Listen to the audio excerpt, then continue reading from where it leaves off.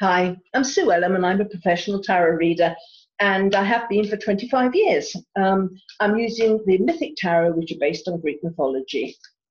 And I'm Carrie Beleno. I am an intuitive Reiki master teacher and a spiritual life coach.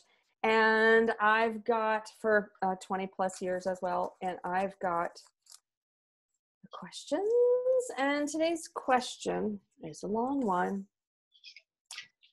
If we planned our journey before we arrived here on Earth, why would anyone choose a dreadful story? Okay. And if you listened to yesterday, I foreshadowed this question by talking about evolving from drama and trauma. So you might want to listen to yesterday before you get to today's. Basically, why would I choose this life? That's for sure. I think a lot of people are asking that question right about now. Absolutely.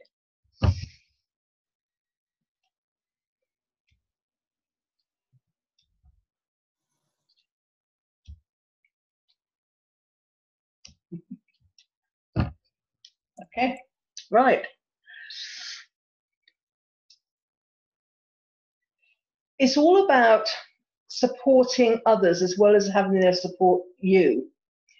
So sometimes we are born into certain lives in order to help someone else. It's not just all about us and our journey. For instance, as an example, we're born into a family where we've got an abusive father. But we're born into this lifetime because we've got a long soul journey with our mother. So in some ways, we can help protect her. We can help give her love when she's not getting love somewhere else. So it's not just about our experience, but it's about the experiences of the people around us. So there's a soul journey going on. So we're only one bit of the jigsaw. And also, it can be very much about our purpose. How many people who've done wonderful work come from a position of personal experience? How many women help sexually abused women because they've been rape victims themselves? How many people help with homelessness when they've had a homeless situation themselves? It's difficult. I remember a story of this man who was a Hell's Angel, and he'd been in jail, and he said he had a revelation, and he then it completely changed his life, and he became I don't know if he said he saw God but he became quite, I don't know if it was religious, but he definitely became spiritual. And he then, when he got released from prison, he would go and talk to the Hell's Angels because they wouldn't have listened to anybody else, because he said he was known, he was the worst of the worst. He was so cruel, which is interesting because that was yesterday's topic. But he said he had a reputation as being, you didn't want to mess with him. And so he managed to reach so many people in the chapters, whereas they wouldn't have listened to somebody holier than thou coming straight from either missionary school or straight from the church. They think, oh, you haven't got a clue. So sometimes we have to get born into situations. Well, I think always we get born into situations where we can best fulfill our life purpose, which we don't remember. Now, not everybody does fulfill their life purpose. If you aren't strong enough, for instance, then you can get. I mean, I've had clients who've had like sexual abuse, and they are still carrying it in their 70s, 80s, and they haven't, and they've just helped. And sometimes I'm the first person they've told in all those years, and they got attacked when they were a child. So it either destroys you or makes you stronger.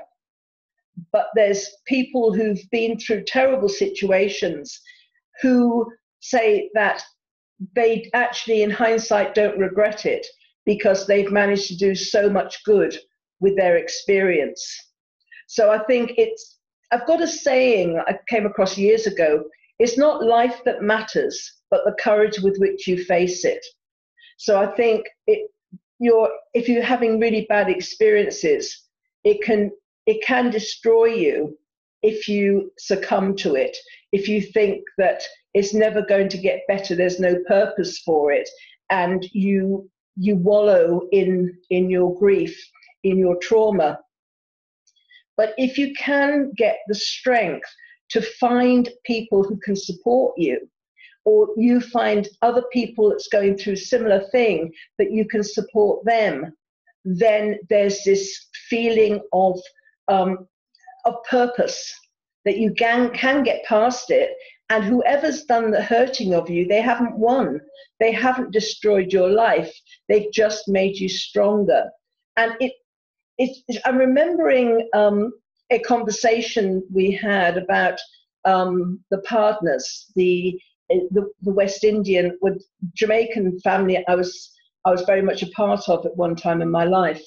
And when they weren't able to get help from the banks, they'd go to the bank for a loan because there was a wedding or sometimes a funeral or something, and they just needed that bit of extra money, just a few £100 just for help, and the banks would say no.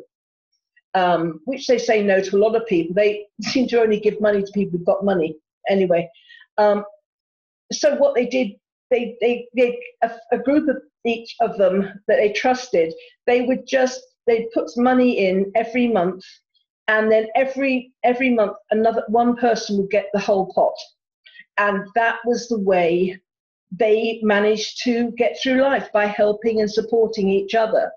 So if you are in a life which is full of trauma, full of grief, look at what lessons that you're learning, how best you can help support other people, or maybe how you can stop the same thing happening to somebody else, because there is a reason, and your life purpose is attached to the life you're currently living.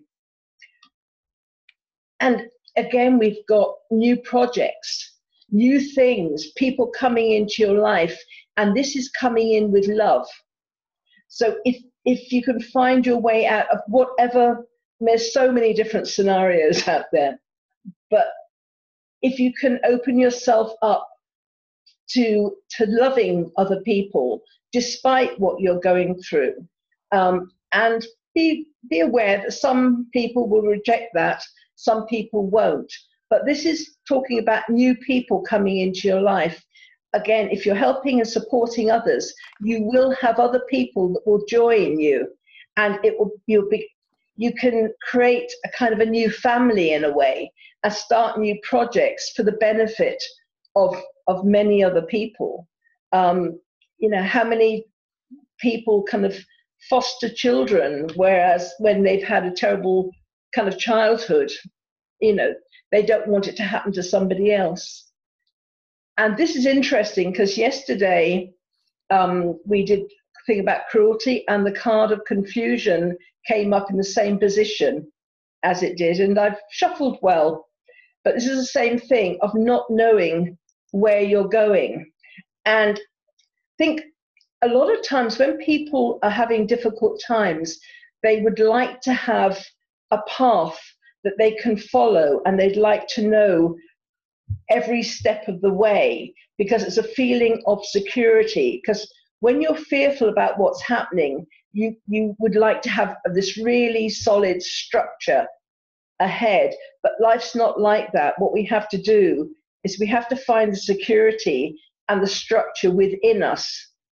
And this is a lot about creating kind of bonds with other people and having support from other people, because then you've got this safety net, that so whatever happens to you, other people are going to be able to help you through it, whereas you can't do that so easily when you're on your own.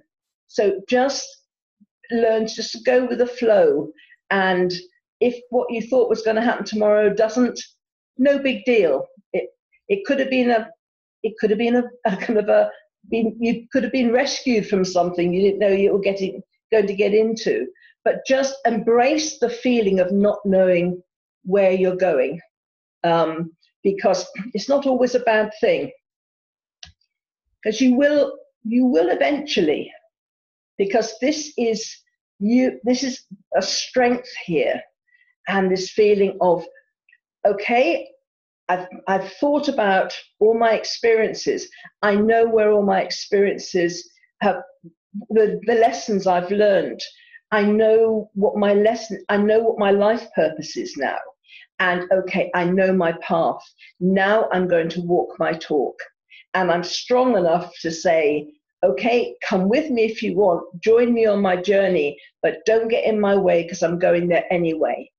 So if you can embrace a difficult life, understand you're strong enough to survive any difficulties, and know that you're born into it for a purpose, because your life purpose is attached to how you start this lifetime. But it all depends on whether you're going to embrace that or kind of give into it. And, you know, that is, if you embrace it and learn your lessons and use those lessons to help others, then you can have a really wonderful life ahead. But you won't know exactly where you're going, because, you know, that's what life's about, full of surprises. But you will know, you will have the strength to walk your talk wherever it takes you. So those are the cards. Thank you. So I'd like to ask everyone to join me in an intention. And I mentioned it yesterday, and it came up again today, similar reading about holding the intention that humanity will not need to use trauma and drama any further to evolve or grow. And I agree. You hear all kinds of stories about people that have gotten sick and said it was the best thing that ever happened to them because they realized what's important to them, or they started a new mission, or they started a new foundation. And I am here to say that humanity, it is possible to start that foundation, to have that mission without first experiencing the trauma. That is where I believe we are headed. And I ask everybody to join me with that intention to ease humanity's suffering. That being said, there's one little point, a little turn I want to take from everything Sue, because I have nothing to add to anything that she said. But it's also, people have also signed up for a difficult life in order to set the scenario for others to help. So there are starving children in the world who have, on a soul level, and I know this is hard to hear, have agreed to experience that for their own evolution, but also to be a partner in our evolution. So those of us who have started foundations or given money or given food or whatever to support the less fortunate, they have agreed on a soul level to be that catalyst for us stepping in and helping.